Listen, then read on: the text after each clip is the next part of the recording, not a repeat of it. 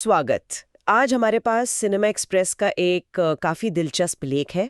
ये 6 सितंबर 2025 का है। हाँ। और ये धनुष की जो आने वाली फिल्म है ना, इडली कढ़ाई, उस पर बात करता है। खास तौर पर अरुण विजय का किरदार क्या है और मतलब बाकी क्या डिटेल्स है फिल्म की। जी, धनुष की ये तीसरी डायरेक्टोरियल फिल्म है, ये भी ध्यान देने वाली बात है। हाँ बिल्कुल। पापांडी आई थी पहले 2017 में, वो तो काफी चली थी। हाँ, बहुत पसंद की गई थी। और फिर रायन आई 2024 में। तो इडली कढ़ाई अब अगला कदम है उनके डायरेक्शन के सफर में। सही। तो आज हम क्या करेंगे, इसी लेख से जो मुख्य बातें निकली है ना, उनका थोड़ा विश्लेषण करेंगे।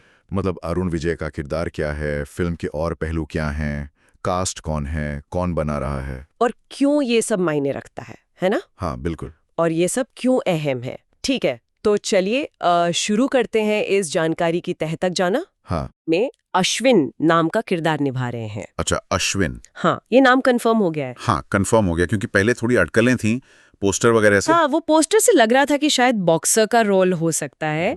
नाम तो खैर अश्विन ठीक है, आम सा ही है। हाँ, पर वो बॉक्सर वाली बात इंटरेस्टिंग है। मतलब लेख ने नाम तो बता दिया, पर ये नहीं कहा कि वो बॉक्सर हैं या नहीं। नहीं, सीधे तौर पे पुष्टि नहीं की है, लेकिन माहौल जैसा आपने कहा वो इशारा उसी तरफ है। बिल्कुल।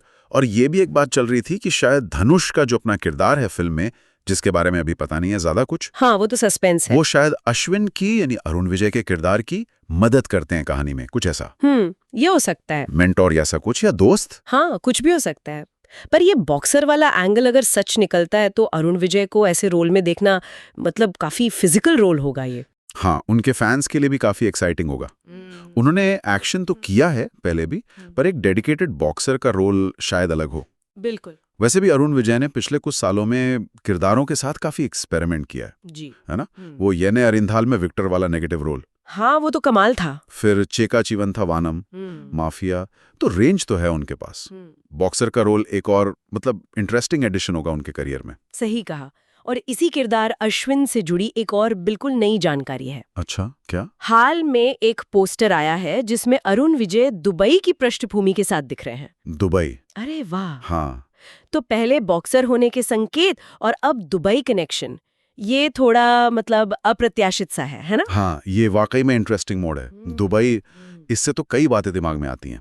क्या कहानी का एक हिस्सा दुबई में शूट हुआ है? हो सकता है। या जैसे अगर वो बॉक्सर हैं तो क्या कोई इंटरनेशनल टूर्नामेंट के लिए दुबई जाते हैं? ये भी पॉसिबल है। या फिर कहानी में ही कुछ ऐसा है जो उन्हें दुबई ले जाता है। शायद बॉक्सिंग से हटके भी कुछ हो सकता है। हाँ, और ये दुबई वाला एंगल फिल्म के स्केल को भी एकदम से बड़ा कर देता है। बिल्कुल, ये एक आम कहानी नहीं लगती। फिर ये भी सोचने वाली बात है कि दुबई की वो चमक दमक वाली दुनिया और एक बॉक्सर की मतलब थोड़ी रफ टफ दुनिया, इन दोनों का कॉन्ट्रास्ट कैसे दिखाएंगे। सही।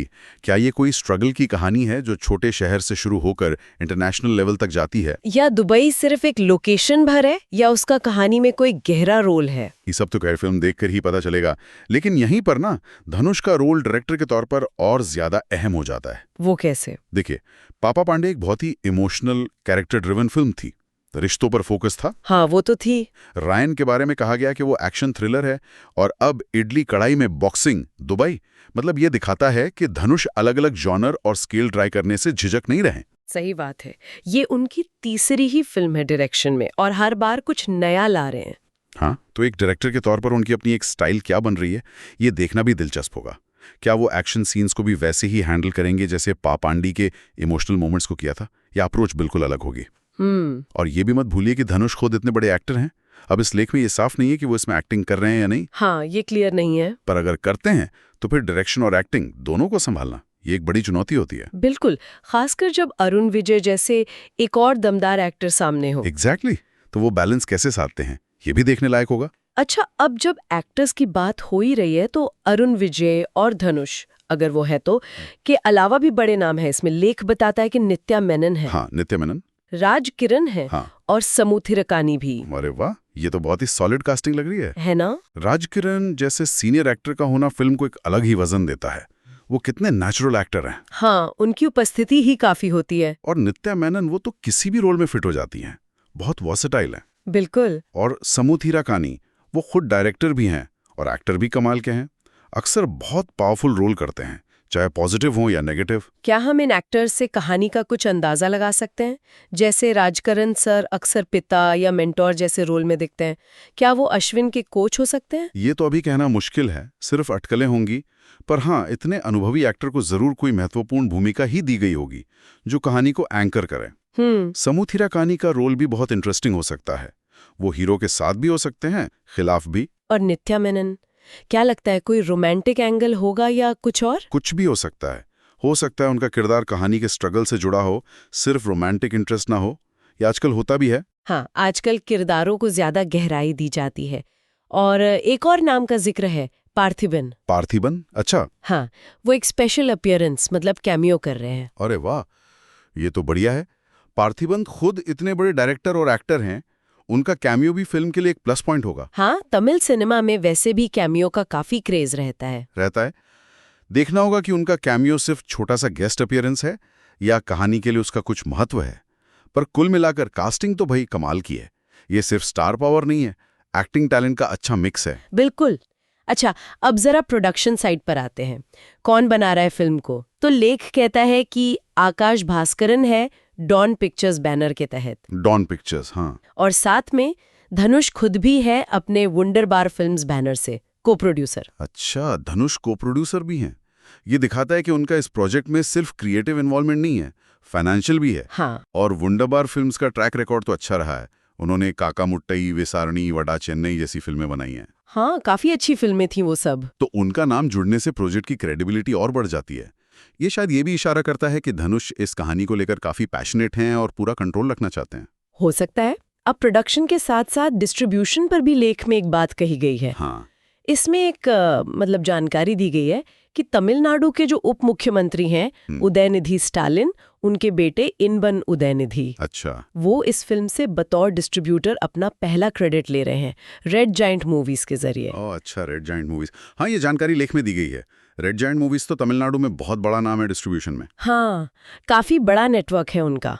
उनका किसी फिल्म से जुड़ना मतलब ये पक्का करता है कि फिल्म को अच्छी रिलीज मिलेगी, ज्यादा स्क्रीन्स मिलेंगी। जैसा हम हमेशा कहते हैं, हम यहाँ सिर्फ वो बता रहे हैं जो स्रोत में लिखा है। इसके किसी और पहलू पर हम कोई टिप्पणी नहीं कर रहे। बिल्कुल, ये बस फिल्म की बिजनेस साइड से जुड़ी एक जानकारी है। हाँ, ये एक फैक्ट है जो लेख में मेंशन किया गया है। अच्छा, और अब वो जानकारी जिसका सबको इंतजार रहता है, रिलीज डेट। हाँ, कब आ रही है फिल्म? लेख कंफर्म करता है कि इडली कढ़ाई 1 अक्टूबर को दुनिया भर के सिनेमाघरों में रिलीज होगी। 1 अक्टूबर? अच्छा, ये तो मतलब फेस्टिव सीजन के आसपास का टाइम हो गया। गांधी जयंती, पूजा की छुट्टियां। हाँ, बॉक्स ऑफिस के लिए अच्छा टाइम माना जाता है। और रिलीज डेट अनाउंस हो गई है, मतलब पोस्ट प्रोडक्शन का काम सही ट्रैक पर है। टीम कॉन्फिडेंट है अपनी टाइमलाइन को लेकर। लगता तो यही है। तो अगर हम पूरी बात को समेटें जो हमने अभी डिस्कस किया, हाँ, क्या निचोड़ निकलता है? तो ये है कि धनुष अपनी तीसरी फिल्म डायरेक्ट कर रहे हैं, इडली कढ़ाई।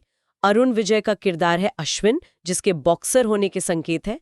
कहानी में दुबई का एंगल है। नित्या मेनन, राज किरण, समू थिराकानी जैसे मजबूत एक्टर्स हैं। पार्थिबन का कैमियो है। और धनुष खुद को प्रोड्यूसर है वंडरबार फिल्म से, और डिस्ट्रीब्यूशन रेड जायंट मूवीज कर रही है। और फिल्म आ रही है 1 अक्टूबर को। बिल्कुल, ये सारे पॉइंट्स मिलकर एक बहुत ही इंटरेस्टिंग पिक्चर बना रहे हैं।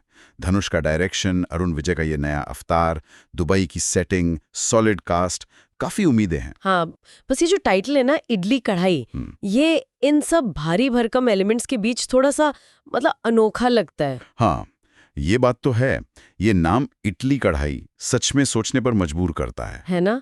क्या मतलब हो सकते हैं इसका? कोई सिंबॉलिज्म है क्या? कहानी की जड़ें कई बहुत साधारण सी जगह से जुड़ी हैं, भली वो दुबई तक पहुंच जाएं। या ये नाम किसी कैरेक्टर से जुड़ा है, या कोई जगह, या कहानी का कोई सेंट्रल आइडिया?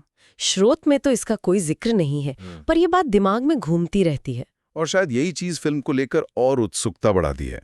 सिर्फ एक्शन ड्रामा नहीं, बल्कि ये सारे अलग अलग तत्व, डायरेक्शन स्टाइल, एक्टिंग, कहानी के ट्विस्ट, सेटिंग और यहाँ तक कि ये टाइटल, ये सब मिलकर कैसा पैकेज बनाएंगे, ये देखना मजेदार होगा। तो जो हमने सिनेमा एक्सप्रेस के लेख से निकाला, वो काफी हद तक फिल्म की एक शुरुआती तस्वीर देता है। मेन पॉइंट्स क्लियर हैं।